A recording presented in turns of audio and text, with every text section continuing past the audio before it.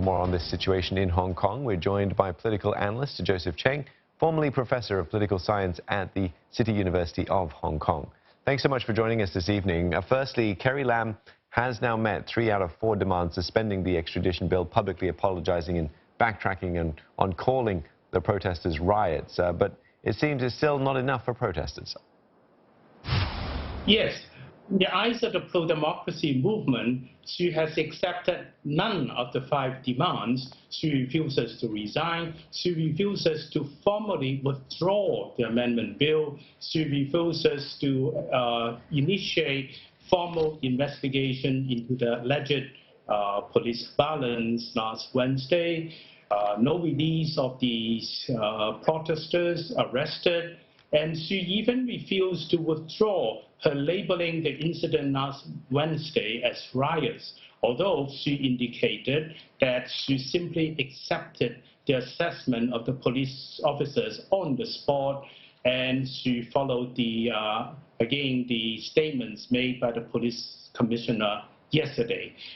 She exactly indicated that she is quite prepared to see the bill die a natural death at the end of the legislative session, which will end next July, next year. So definitely the pro-democracy movement does not accept her position. Right. You know, she said that she's heard them loud and clear. It doesn't seem as if, she really heard them loud and clear. And she's also asking for another chance to lead Hong Kong.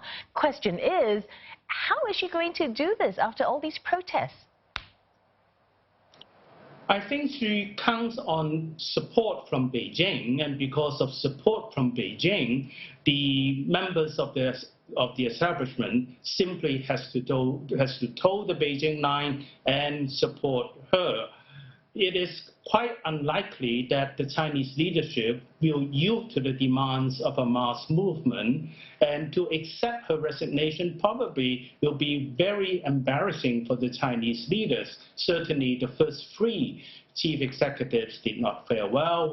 Steve Strong had to step down because of ill health. Donald Tsang went to jail. CY Leung was denied re-election. So Beijing is now seen to have been making bad choices consecutively for the 4th time. One last quick question for you. She didn't say it explicitly, so does that mean the extradition bill is still very much alive? I don't think so. I think simply because of the issue of faith, she refuses to use the word formal withdrawal, and she will wait for the bill to die a natural death. I don't think the establishment will accept her trying to introduce the bill to renew the legislative process again. All right, many thanks for your thoughts this evening. Professor Joseph Cheng speaking to us from Hong Kong.